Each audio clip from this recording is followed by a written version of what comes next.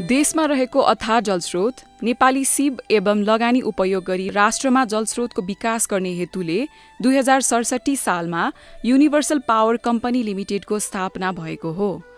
यस कम्पनीको उद्देश्य अनुरूप आयोजना अध्ययन, मूल्याङ्कन र विस्तृत अध्ययन गरी ऊर्जा मन्त्रालयबाट यस तल्लो खारेखोला जलविद्युत आयोजनाको 8.26 मेगावाट क्षमताको विद्युत उत्पादन अनुमति पत्र 2069 पौष 19 गते प्राप्त भएको हो।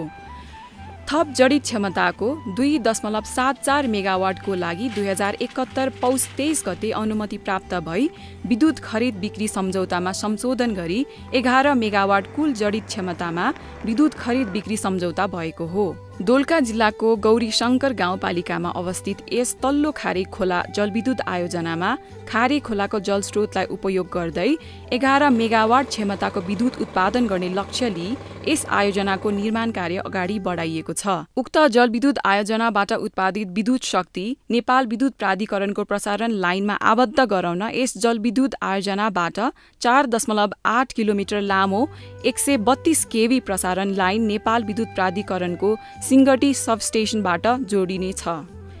यस जलविद्युत आयोजनाको सम्पूर्ण संरचनाहरूको डिजाइनको पुनरावलोकन, नयाँ डिजाइन तथा निर्माण सुपरिवेक्षणको लागि professional network for engineering service प्रणालीलाई नियुक्त गरिएको छ।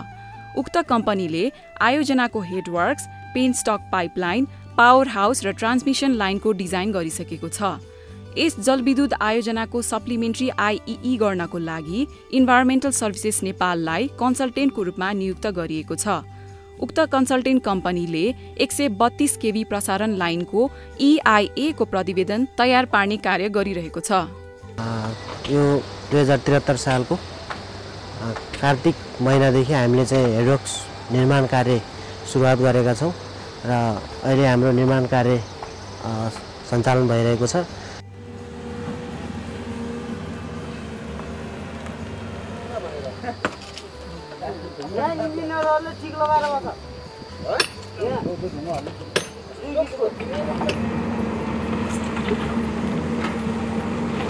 सिभिल हेडवर्क्सको निर्माण कार्यको लागि निर्माण कम्पनी एटलस हाइड्रो कन्सोर्टियम र हाइड्रो मेकानिकल तर्फ गेट तथा स्पटलक बनाउन क्रिम हाइडेल प्रालीसँग सम्झौता गरी आयोजना स्थलमा कार्य अगाडि बढाउन निर्माण कम्पनी परिचालन गरिसकिएको छ र निर्माण कार्यहरू पनि भइरहेका छन्।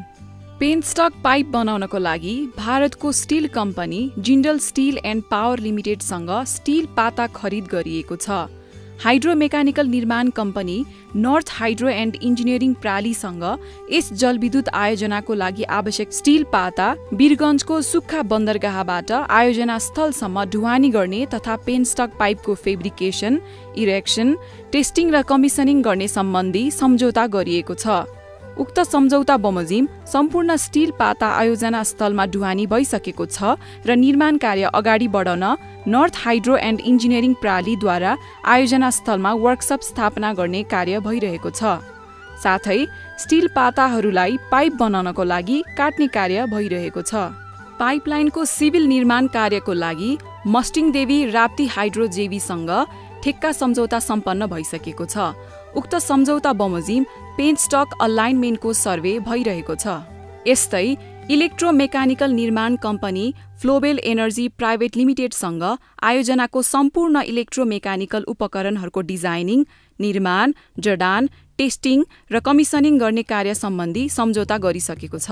पावर हाउसको अर्थ रेजिस्टिभिटी मापन गर्न इलेक्ट्रोमेकानिकल निर्माण कम्पनीको तर्फबाट प्राविधिक टोली आयोजना स्थलमा पुगी अर्थ रेजिस्टिभिटी मापन गरिसकेको छ। त्यसलाई आधार मानी अर्थ म्याट डिजाइन गर्ने कार्य भइरहेको छ। यस आयोजनाको पावर हाउस रहने स्थलदेखि आयोजनाको हेडवर्कसम्म पाइपलाइन रहने ठाउँमा 45,000 घनमिटर माटो निकाली पाइप राख्ने ठाउँ बनाउने कार्य भइरहेको छ। यस आयोजनाले पाइपलाइन रहने ठाउँमा 1500 मिटर लामो पेनस्टक पाइप रहने ठाउँ खनिसकेको छ। साथै बाटो र पाइपलाइनको संरक्षणको लागि ग्याबियन वाल लगाउने कार्य भइरहेको छ। उक्त हेडवर्क्समा डिस्यान्डर बेसिन रहने ठाउँमा स्टोन मेसिनरीको कार्य भइरहेको छ। उक्त कार्य गर्नको लागि निर्माण कम्पनी एटलस हाइड्रो कन्सोर्टियमले निर्माण सामग्री सिमेन्ट भण्डारण गर्न 2 वटा कन्टेनर आयोजना स्थलमा लगिसकेको छ।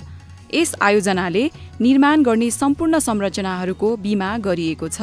अधिकृत पुँजी र जारी पुँजी रु 1 अर्ब 20 करोड रहेको यस कम्पनीमा खारे इन्भेस्टमेन्ट लिमिटेडको 88% स्वामित्व रहेको छ। साथै यस कम्पनीमा 4000 भन्दा बढी अग्राधिकार शेयर धनीहरू रहेका छन्।